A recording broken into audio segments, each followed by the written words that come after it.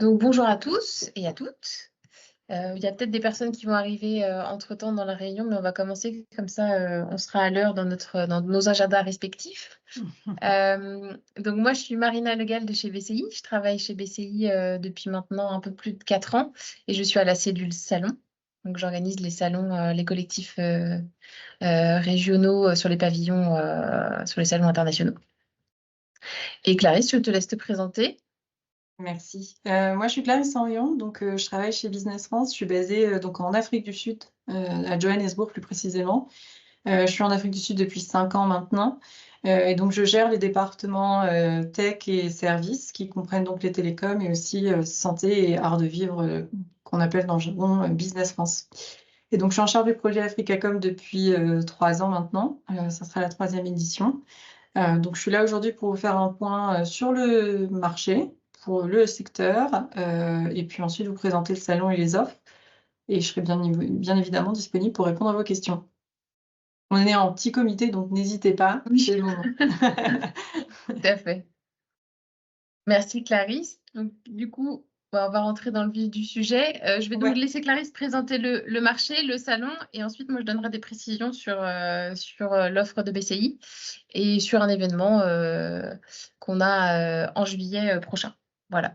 Clarisse, je te laisse. Hop, merci. Tu peux aller voilà. directement sur la slide carte d'identité de l'Afrique du Sud, ouais, la slide d'après. Voilà, comme ça Voilà. on rentre OK. dans le cœur du sujet.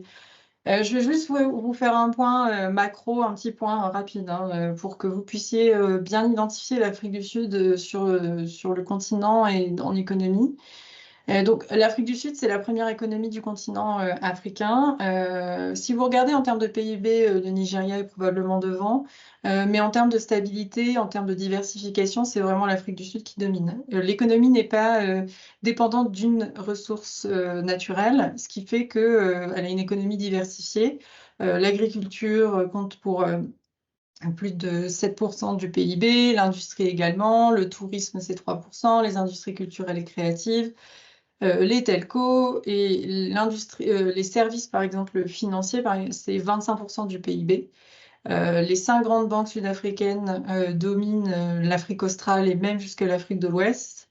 Vous avez vraiment une économie qui est structurée, qui est stable et qui est très résiliente, malgré des problèmes structurels donc, que j'aborderai plus tard, et aussi les événements externes qui affectent l'Afrique du Sud. Par exemple, la guerre en Ukraine a notamment affecté l'économie. Et malgré ça, tout le monde s'attendait à ce qu'on soit une récession l'année dernière, et ben on a eu quand même une croissance positive. Alors d'accord, c'est 0,7%, c'est moins d'1%. Mais malgré tout ce que l'Afrique du Sud a un peu subi, ça reste une croissance positive. Et donc, ça montre vraiment la résilience du pays. Cela étant dit, tout n'est pas rose. C'est un pays où il y a 62 millions d'habitants sur une surface qui fait 2,5 fois celle de la France. Vous avez 12 langues officielles. Et donc, vous avez un taux de chômage de 32% lissé sur l'année 2023. On a augmenté à 33% aujourd'hui.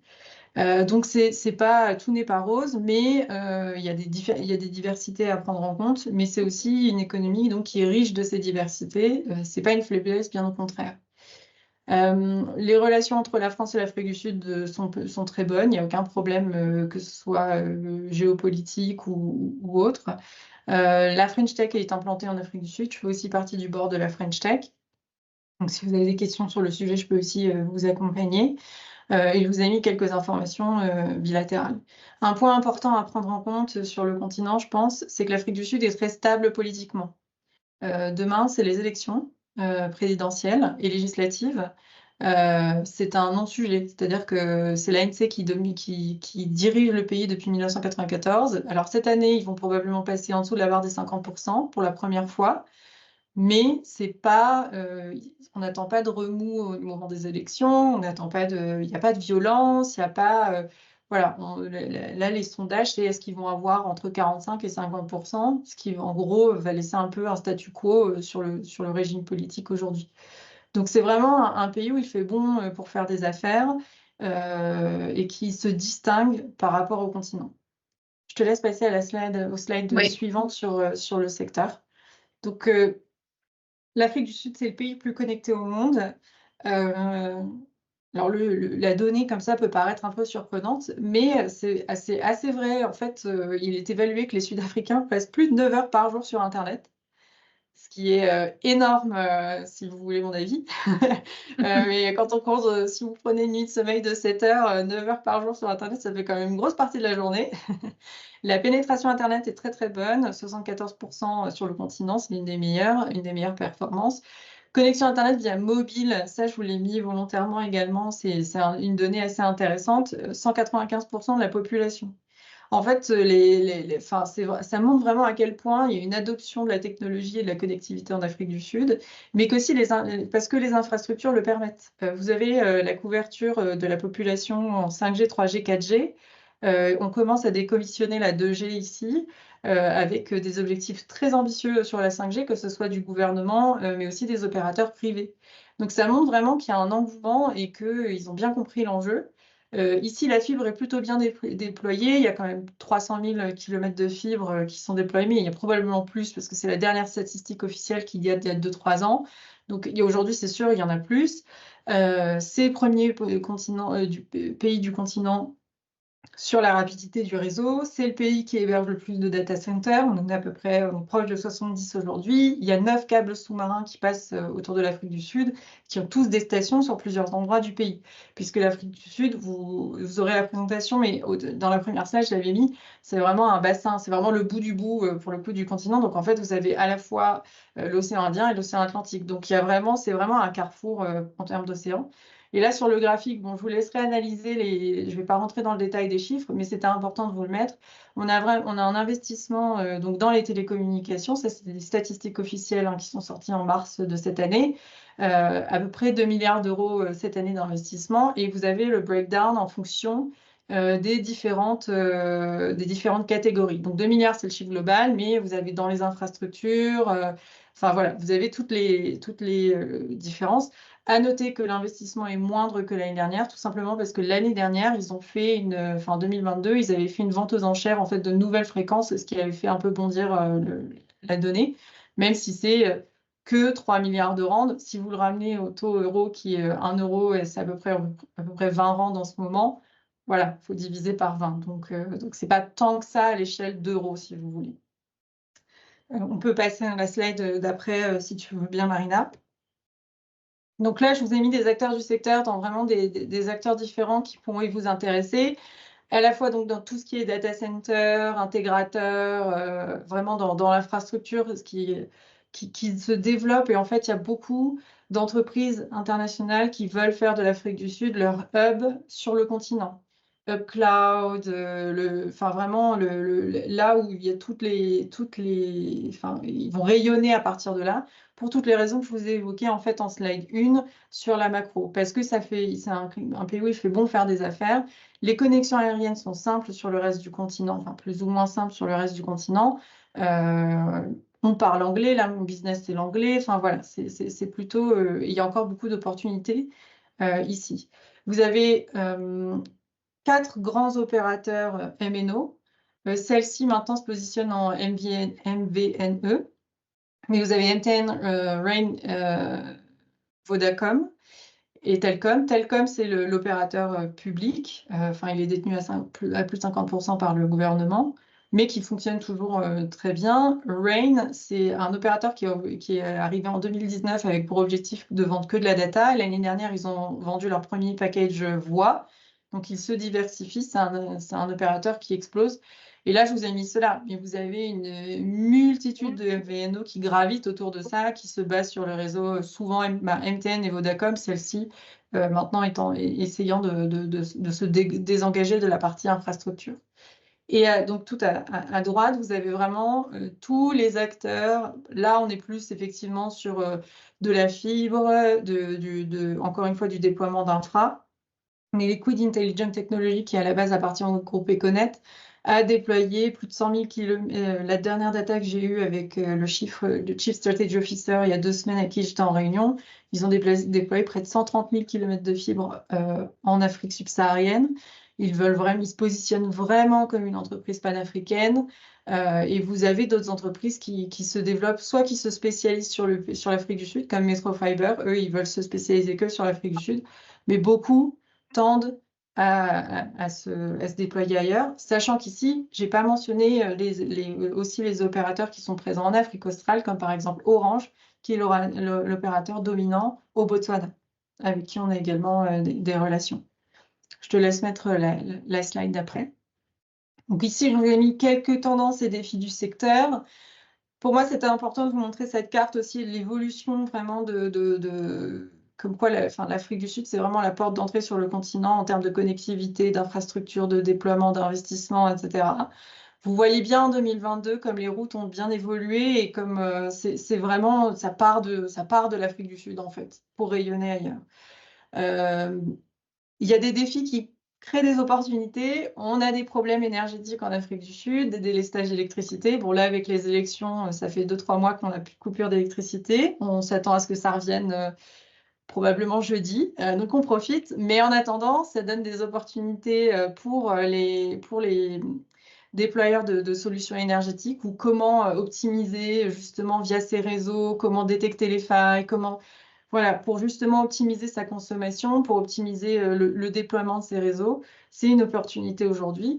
Et si on part sur un sujet beaucoup plus OTT, il y a vraiment un déploiement des offres. Il y a un partenariat qui s'est fait entre entreprises locales, entre MTN et Showmax, par exemple. Showmax, c'est le Netflix local, si je peux résumer grossièrement.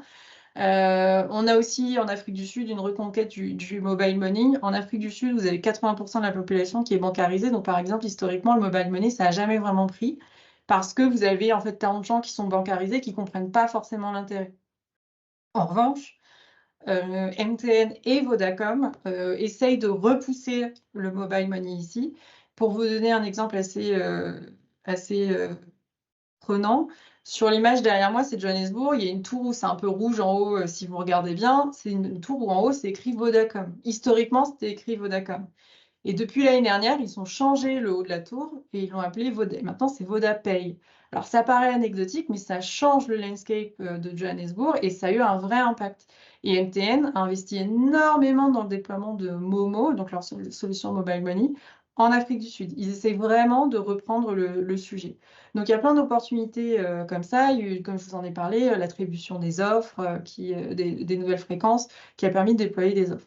Vous avez donc aussi quelques problèmes structurels, on ne va pas se mentir. La crise énergétique, j'en ai parlé. La criminalité, c'est un sujet en Afrique du Sud, particulièrement sur le vandalisme et le vol de batterie. Mais encore une fois, et le vol de cuivre, mais encore une fois, ça crée des opportunités puisque du coup, les opérateurs déploient très agressivement la fibre. Pour le downturn des réseaux, c'est causé à cause de la crise énergétique et des vols de cuivre ou de batterie des tours. Et bien encore une fois, ça crée des opportunités puisque les opérateurs essayent de savoir comment on peut faire pour éviter ça, comment renforcer nos tours, comment trouver des solutions alternatives.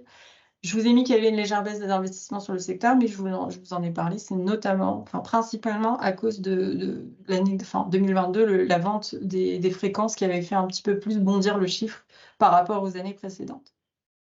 On peut passer au slide suivant.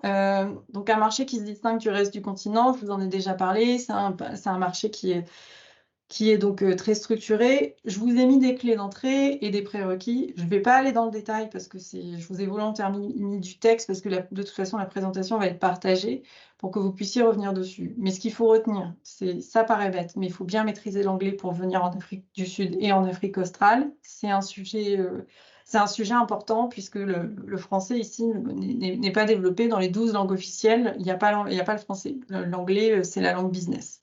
Et dans les pays frontaliers, c'est pareil. Et on remonte vraiment assez loin finalement pour retrouver du français. Je vous ai mis aussi quelques informations sur les préférences tarifaires et douanières. On a des accords entre la France et l'Afrique du Sud, et notamment sur les produits tech. Bon, là, c'est plus pour les personnes qui ne font pas du soft, mais qui veulent importer des produits. À noter le Broad-Based Black Economic Empowerment, qui est une loi qui est très particulière à l'Afrique du Sud. Je vous ai mis un détail, mais quand vous cherchez à faire du business dans un premier temps, c'est pas forcément... il faut l'avoir en tête, mais c'est pas forcément important à ce stade. Et nous, de toute façon, on conseille de travailler avec des partenaires et ils pourront vous éclairer sur le sujet.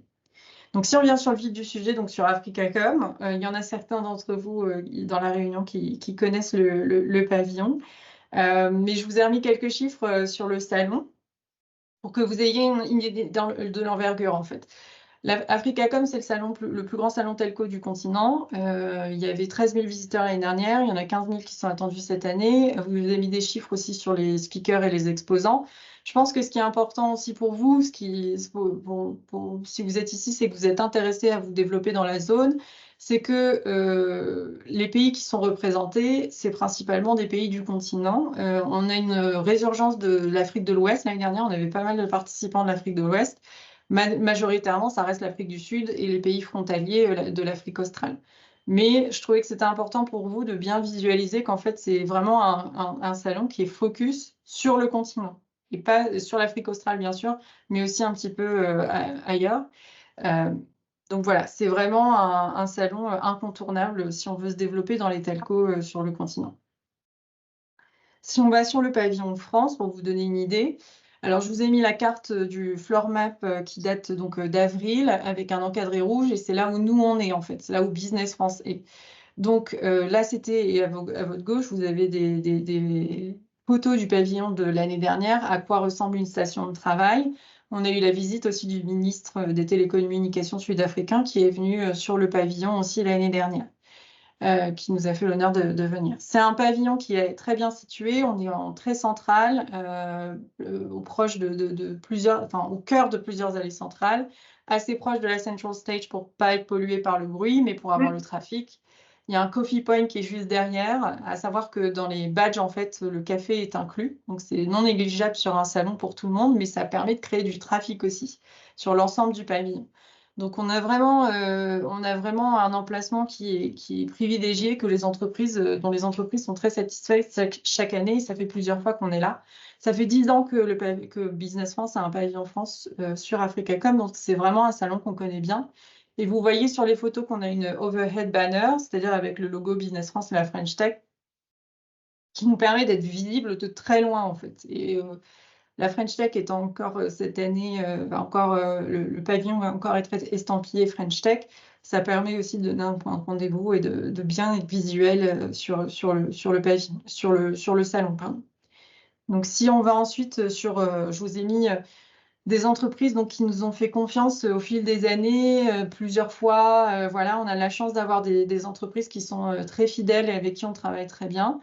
Et aussi des nouvelles personnes qui viennent avec nous et parfois qui exposent par elles-mêmes. Par exemple, Digital Virgo, ils ont exposé plusieurs années avec nous, puis après, ils ont grandi et ils ont pris leur propre stand sur le salon. Voilà, notre idée, c'est vraiment ça, c'est de donner accès à un salon qui est incontournable, mais qui est coûteux. À des PME françaises et pour pouvoir montrer l'entièreté du savoir-faire. Vous pouvez voir ici aussi que c'est très large en termes de panel d'entreprises et de savoir-faire français, mais c'est vraiment une volonté. On a vraiment à chaque fois de l'infrastructure, du soft, du broadcast, du test. On a vraiment de tout sur le pavillon. Comme la présentation vous sera envoyée, je vous invite à cliquer sur les noms d'entreprises avec les liens où vous pourrez accéder aux vidéos témoignages de ces différentes entreprises participées par le pavillon. Et donc, si on vient sur les offres Business France, donc cette année, on a donc 14 entreprises qui sont attendues sur le pavillon. Il nous reste aujourd'hui un angle, un programme de rendez-vous et donc 6 stations de travail hors angle classiques. Les stations de travail, c'est ce que vous voyez là vraiment sur la photo. Hein, c'est vraiment un espace avec votre propre design, un écran inclus, un petit espace de rangement et 2 chaises. Dans le package, vous avez des badges qui sont inclus, qui vous donnent accès aux conférences, au lunch, coffee point, etc. On vous donne accès à la soirée networking de l'organisateur. Vous avez accès à l'application networking avec laquelle vous pouvez taguer les badges. On fait un communiqué de presse cette année globale, c'est une nouveauté commun dans la presse locale, mais on fait toujours un post LinkedIn indépendant sur la page Business France Afrique du Sud qui a atteint les 3000 followers. Et surtout, on invite en fait des acheteurs de la région qu'on connaît après avoir fait un call avec vous pour qu'ils viennent vous rencontrer sur le pavillon. Donc voilà, sur les offres, l'idée, c'est que ça soit vraiment du plug and play pour vous, que vous n'ayez rien à gérer en amont, sauf avec moi, en fait, où je vous demande des éléments marketing pour que vous puissiez apparaître sur le site des exposants, pour que vous puissiez me donner des descriptions pour que je puisse faire un post, le design, mais après, vous arrivez et vous n'avez plus qu'à brancher votre ordinateur, préparer votre salon, bien sûr, c'est toujours ce que je recommande aux entreprises françaises. De bien profiter de l'application, justement. Nous, on vous envoie la liste des exposants de l'année d'avant, enfin des participants de l'année d'avant, pour que justement vous puissiez voir les entreprises. C'est un salon qui se prépare parce que justement, c'est un salon qui est important avec des décideurs qui se déplacent. Donc voilà, donc nous, on est sur place aussi, bien évidemment, pour vous accompagner et pour aussi accompagner les entreprises qui seraient intéressées à vous rencontrer. Et voilà, et après, je relaisse j'ai beaucoup parlé. Marina, je te laisse la main. Ouais. Bah, du coup, je prends la main, mais en bonne suite de la présentation de ta présentation, puisque bah, je vais rester un peu sur. Je vais parler de la subvention qui est proposée aux entreprises bretonnes donc, pour participer au salon. Donc, cette subvention, elle s'appelle le Pass Salon. Donc, elle est versée aux entreprises bretonnes qui participent à un salon qui est au programme de BCI, dont l'Africacom. Et le Pass Salon, en fait, il a pour vocation d'aider les entreprises qui souhaitent développer leur activité à l'international. Donc, il y a des critères qui sont fixés par la région pour vérifier si l'entreprise est éligible. Ces critères-là, ils sont vérifiés en amont avec l'équipe de BCI. Et le montant de la subvention, c'est 50%. Donc 50% de la prestation réservée sur les 9 premiers mètres carrés. Donc si je reprends le montant pardon, de la station de travail, on était à 5 950. Donc ça fait une aide donc de la moitié pour le coup, donc de 2 975 € qui est versée à l'issue du salon sur la facture de solde, donc sous forme de remise. Il n'y a pas de versement, il y a un acompte à régler à l'inscription. Ensuite, il y a le salon qui se passe avec toute l'organisation en amont, bien sûr. Et à l'issue du salon, sur la facture de solde, eh bien, il y a la subvention qui est versée sous forme de remise. Donc, ça évite des avances de paiement et des remboursements, etc. Donc là, c'est beaucoup plus fluide, c'est beaucoup plus léger, du coup, en termes de comptabilité. Donc, comme l'a dit Clarisse, ça facilite quand même beaucoup les choses de passer par un collectif, puisque ben, c'est un stand clé en main. En fait, tout est prévu, tout est prévu en amont pour votre présence sur le salon. Donc c'est plutôt pratique et c'est plutôt un gain de temps assez énorme pour les entreprises quand elles veulent participer à des salons qui sont conséquents comme ça, surtout à l'étranger, surtout dans des pays où peut-être on n'est jamais allé et on connaît pas du tout le marché. Donc voilà, c'est ce que propose l'accompagnement BCI Business France. Donc du coup, voilà, avec en plus cette possibilité d'avoir la subvention sous réserve d'éligibilité, mais ça, c'est vérifié en amont, évidemment.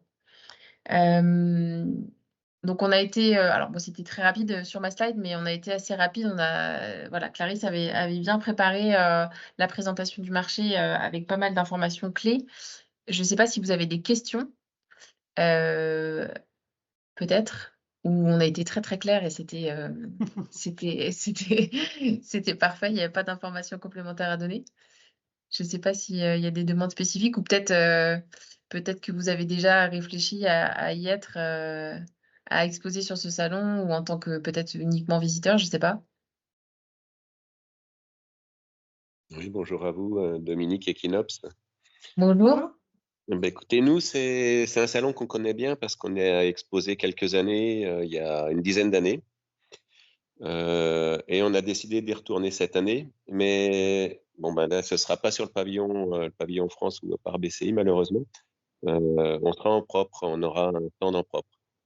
D'accord. Juste en face du pavillon d'ailleurs. Vous On est êtes juste à vraiment côté. juste en face de nous, donc au Ah moins ça oui, fait quand même un corner France, oui. tous ensemble. C'est la Et proximité je du me rends salon. compte que j'ai pas précisé les dates, mais c'est du 12 au 14 novembre, pardon, au Cap. Oui, le salon. Ah oui, et moi je Absolument. voulais préciser la date limite d'inscription. C'est en septembre. Je me souviens plus exactement la date, mais Le c'est en 10 septembre. septembre. Ouais. Le 10 septembre, Et on voilà, donne c'est ça. la priorité du choix de l'emplacement en fonction de la date d'inscription.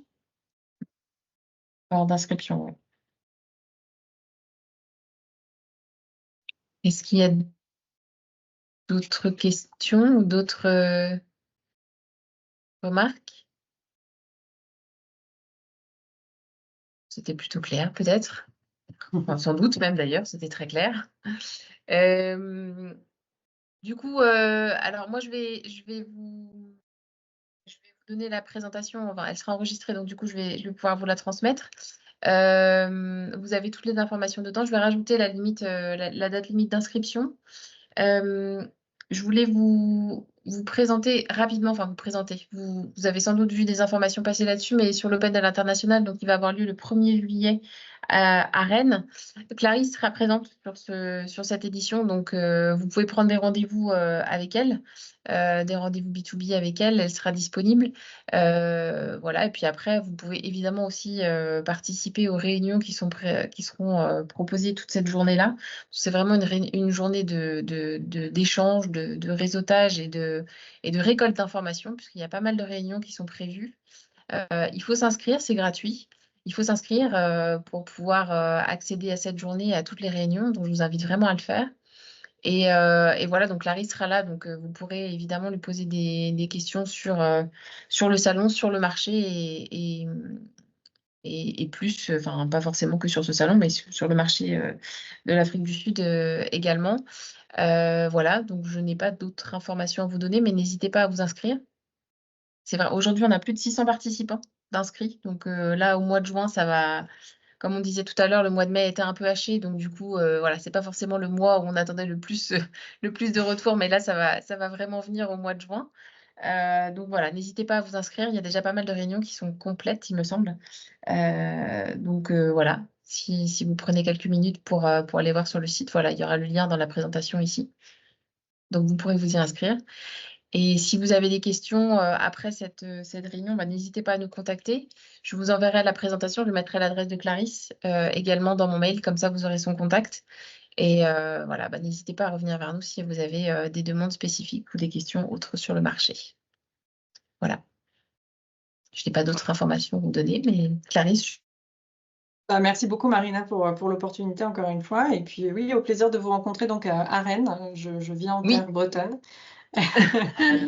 Donc c'est avec plaisir d'ailleurs pour une région que c'est vrai que je connais moins, mais je vous accueillerai de la même façon que vous allez m'accueillir au Cap et à Johannesburg en novembre de cette année. Pardon.